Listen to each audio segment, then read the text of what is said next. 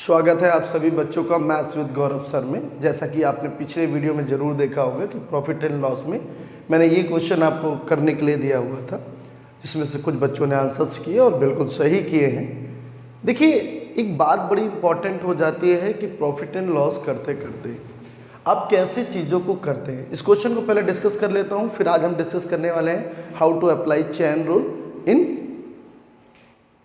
Profit and loss. चलिए देखते हैं।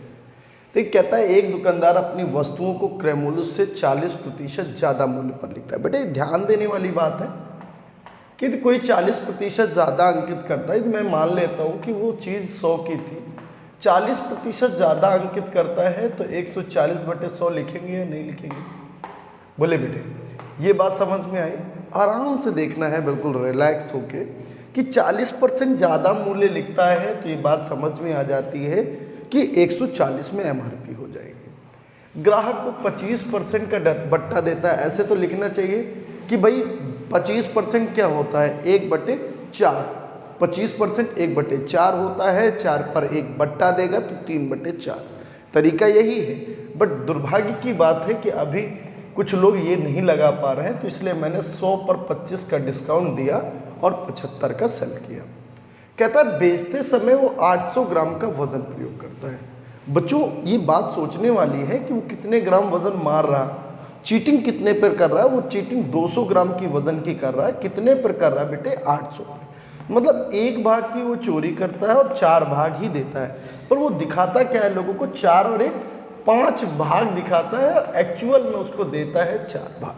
बहुत आराम से ये बात समझ लेनी, फिर से समझ लीजिए। 200 ग्राम की चोरी करता है 800 ग्राम पर, 1 भाग की चोरी कितने पर हुई? 4 पर। तो ये कह सकते हैं आप आराम से कि 4 पर 1 की चोरी करके 5 दिखाता है कि 5 मैं दे रहा हूं, जबकि देता है वो 4। बच्चों 100 से 100 कट गया, 25 तिया 75 और 25 चौको 100। यदि इसको 4 से कट कर ले तो आराम से आप कह सकते हो 4 तिया 12 और 4 पंचे 20। यदि हम इसको सॉल्व करेंगे तो ये आएगा 131.25। यहाँ पर आप खुद बताइए, यदि ये चीज़ 100 की थी, 131.25 है तो कितना? तो प्रॉफिट परसेंट कितना होगा? प्रॉफिट परसेंट होगा 31.25%। तो ये हमेशा ध्यान रखना है आपको कि किस तरह से क्वेश्चन में अप्लाई करना है। एक और करते हैं इस तरह का क्वेश्चन, तो आपको अच्छा और बेहतर लगेगा और आपको आनंद भी मिलेगा। कहता है कि एक दुकानदार अपनी वस्तुओं को क्रय मूल्य से 40% ज़्यादा मूल्य लिखता है और ग्राहक को 25% का बट्टा देता है। बेचते समय सर फिर से वही कहानी है। अब क्या लिखेंगे? 100 140% ज़्यादा अंकित करता है, 140/100 इंटू 25% का बट्टा देता है 75/100।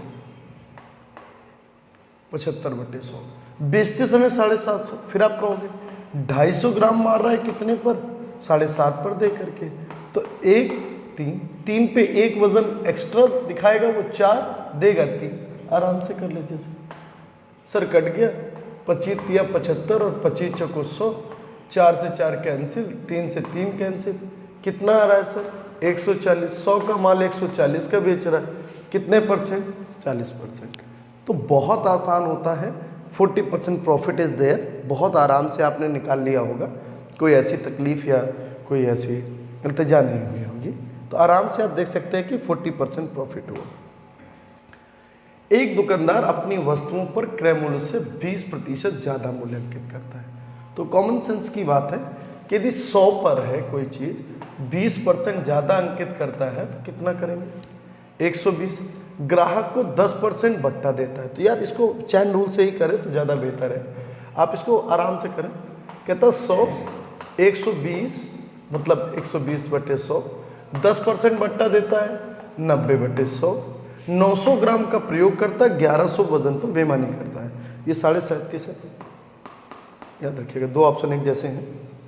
37.5, ठीक है ना? 900 ग्राम तो 200 ग्राम की बेईमानी करेगा ना, मतलब 1100 वजन ही तो दिखाएगा। जो प्रयोग कर रहा है वो 1100 वजन। टोटल कितने में से? ठीक है ना?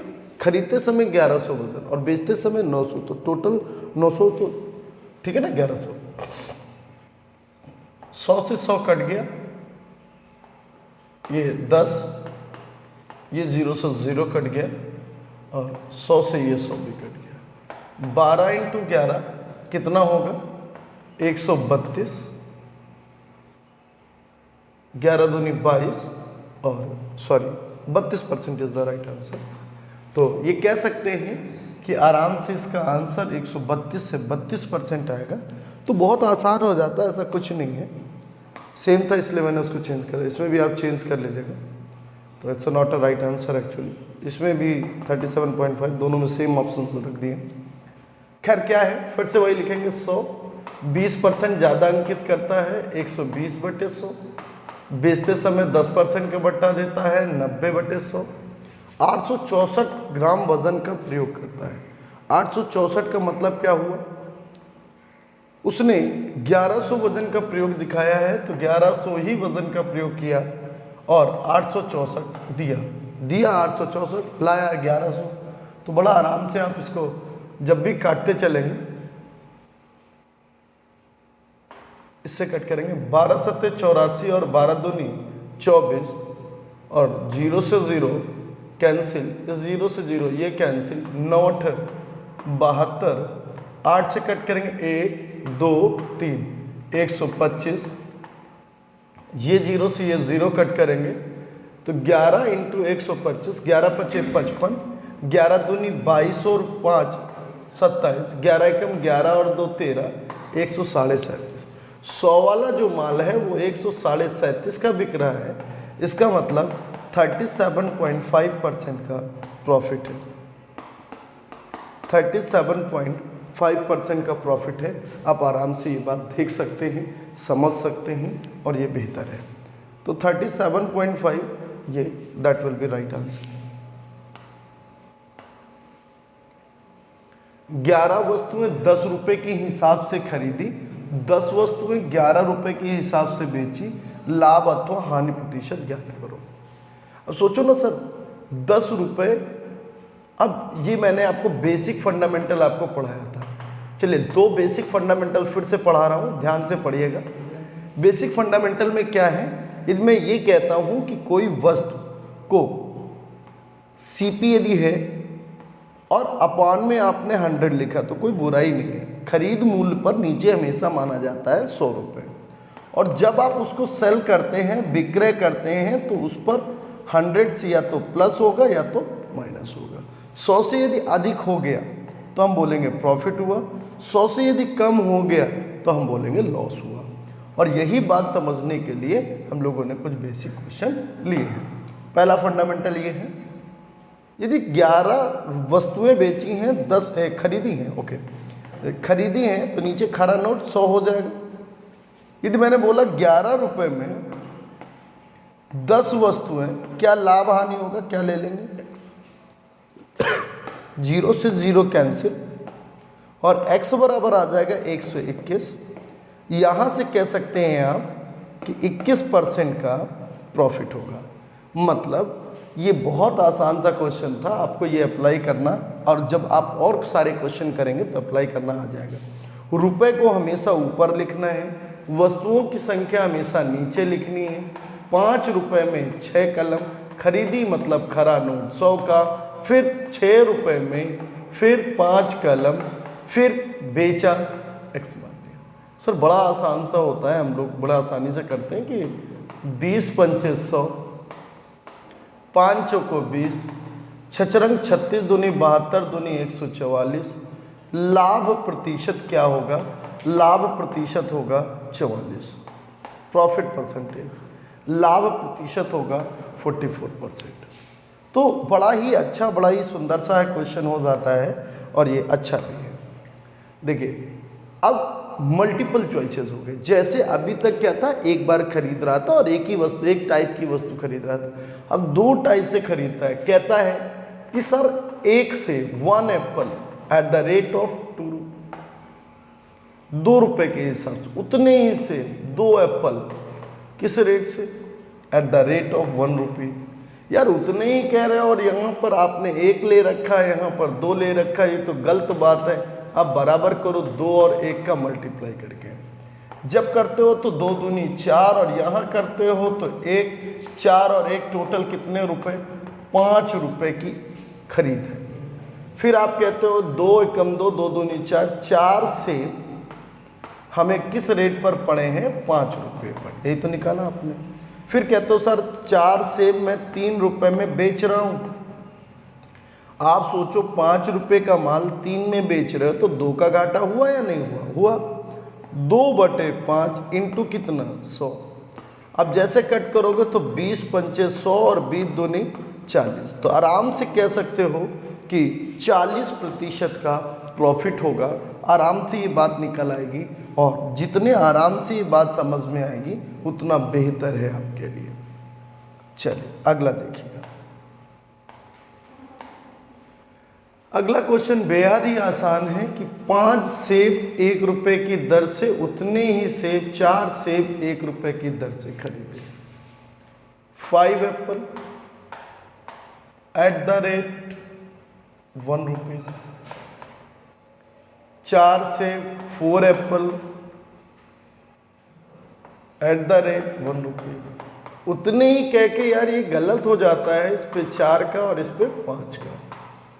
ऐसा करता है लड़का, ये पाता है कि 40 सेब हो गए और 40 सेब 4 एकम 4 और 5 एकम 5, तो कितना हो जाता है? 5 और 4 9। कुछ खराब हो रहा है इसमें। 5 और 4 9 रुपये। 9 रुपये का क्या है बेटे? 9 रुपये का आपका खरीद पड़ा। अब वो कहता सर 9 सेब 2 रुपये की दर से बेचते। अब देखो बेचने वाला भी अलग हो गया, तो फिर बराबर करना पड़ेगा आपने। 40 सेब खरीदा, 9 रुपये का बेचा, 9 सेब 2 रुपये का, तो इसमें 9 का और इसमें 40 का। देखिए जब हम करते हैं तो यहाँ आ गया कि 360 सेब की कहानी 9 नहीं 81 रुपये की पड़ रही है खरीद, और 40 दूनी 80 रुपये का। 360 सेब बेचने पर अपन को 1 रुपये का घाटा होता है। क्योंकि यहाँ पर हानि प्रतिशत नहीं पूछा है, नहीं तो ये कहते हैं कि 1 रुपये का घाटा हुआ, 81 रुपये लगाकर इंटू 100 कर देंगे। आराम से पाते हैं कि 1 सही 19/81% विल बी राइट आंसर। 1 सही 19/81%। तो जैसे कह सकते हो कि 1 रुपये का घाटा होता है कितने सेब बेचने पर? 360 सेब बेचने पर। तो 30 रुपये का घाटा होगा कितने सेब बेचने पर? 30 इंटू करा लो 0 0 3 18 3 3 9 और 1 10 10,800 सेब। संख्या ज्ञात करो, सेबों की संख्या क्या होगी? 10,800 रुपये। तो बेहद अच्छा क्वेश्चन है। आपको पहले बराबर खरीद करते समय करना पड़ा, तब आया 40 सेब 9 रुपये का, फिर 9 सेब 2 रुपये का बेच रहे, फिर बराबर करना पड़ेगा। तो इस तरह से आप पाते हो कि 360 सेब में आपको 1 रुपये का घाटा होता है। बुक वाले ने दिया कि नहीं सर 30 रुपये का घाटा हो रहा है, तो 30 गुना सेब रहे होंगे। बोलो बात समझ में आ गई? अगला देखिए। अगला क्वेश्चन ये डिस्काउंट का है। अगला हम डिस्काउंट जब पढ़ेंगे तब करेंगे। ये क्वेश्चन जो भी बेसिक पढ़ाया, जो बताया उसी पर है कि 40 रुपये में 45 संतरे बेचने पर 20% की हानि, मतलब क्या लिखूंगा? 80। फिर कहता है कि 20% लाभ कमाने के लिए 24 रुपये में कितने संतरे बेचे जाएं? तो क्या 24 रुपये अपॉन में x इंटू 120 लिखा जा सकता है। और यदि ये लिख दिया है तो 40 से कट करेंगे कितनी बार? 2 बार। 24 से कट करेंगे कितनी बार? 5 बार। 5 से कट करेंगे कितनी बार? 9 बार। x बराबर कितना आ गया? 18। इसका मतलब हम ये कह सकते हैं कि उसे कितने संतरे बेचने होंगे? आंसर होगा 18। बेहद एलिमेंट्री चीज़ है और बड़ी आसानी से लोग करते हैं इसको। एक और क्वेश्चन है कि 1 रुपये की दर से 25 संतरे बाबूजी ने खरीदे तो खरा नोट 100 का। फिर 1 रुपये में कितने संतरे बेचे ताकि उसे 25% का लाभ हो? 125। 25 पंचे 125 और 20 पंचे 100। x बराबर 20। x बराबर यदि 20 हो गया तो कह सकते हैं कि 20 ही संतरे बेचने पड़ेंगे 25 के बजाय, ताकि उसे 25% का लाभ हो। बिल्कुल सेम क्वेश्चन है। ₹1 में 11 खरीदे मतलब खरा नोट 100 का। ₹1 में कितने बेचे? X बेचे, ताकि 10% का लाभ हो 110, 0 से 0 कैंसिल, 11 से कट कर दिया, X बराबर 10। तो कितने संतरे बेचने चाहिए? X बराबर 10। बहुत ही आराम से, बहुत ही अच्छे से ये बात समझ में आ गई। तो ₹1 में कितने संतरे बेचने होंगे तो आपको बेहतर तरह से समझ में आ रहा है। बिल्कुल सेम क्वेश्चन है कि ₹1 में 32 संतरे बेचने पर 40% की हानि होती है, मतलब 60 बराबर ₹1 में 20% लाभ कमाने के लिए 120। 60 से कट करेंगे 60 दूनी 120, 2 से कट करेंगे 16, X बराबर आ जाएगा 60। That is your right answer. ₹1 में से कितने संतरे बेचने पड़ेंगे? ₹1 में 16 संतरे। अगला क्वेश्चन और देखिए। योगेंद्र, कुछ वस्तुएं, ये बड़ा इंपॉर्टेंट क्वेश्चन है कि जब रेशियो में परसेंटेज अप्लाई होता है, रेशियो में परसेंटेज कैसे अप्लाई होता है? जैसे सिंपल सी बात है, कोई ये बोले कि मैं 5 वस्तु खरीदता हूँ और मेरे को ओवरऑल 20% डिस्काउंट मिला, या 20% प्रॉफिट पे वो मुझे बेचता है, या मैं दुकानदार हूँ, मेरे पास 5 हिस्से वस्तु हैं, मैं उन पर 20% टोटल लाभ कमाना चाहता हूँ। मैंने एक वस्तु को 10% लाभ पर बेच दिया, 10%। मैंने एक और वस्तु थी जिसको 2 को मैंने इसको 15% लाभ पर बेचा। बची वस्तु को कितने प्रतिशत लाभ पर बेचूं ताकि मेरे को 20% लाभ हो जाए? अब आप खुद सोच के बताओ, यदि 5 वस्तुओं पर 20% का लाभ लेना था तो ओवरऑल हमको 100% बनाना चाहिए था। बोलिए एग्री? अब 10 पे 1 मतलब कितने परसेंट? 10%। 15% पे 2 तो 15 दूनी कितने परसेंट? 30%। और सबसे बड़ी बात, जो इम्पोर्टेंट बात है, 30 और 10 हो गया 40, अपन को चाहिए 60, तो यहाँ कितने परसेंट होगा? 30%। That is the important point. 32 जो 60 होगा तभी 60 आएगा। यही बात सेम यहाँ पर भी है। अब इस डाटा का कोई लेना देना नहीं है, क्योंकि हमने रेशियो से कर लेना है। टोटल है 3 भाग, तो 2 भाग और 1 भाग बेचना।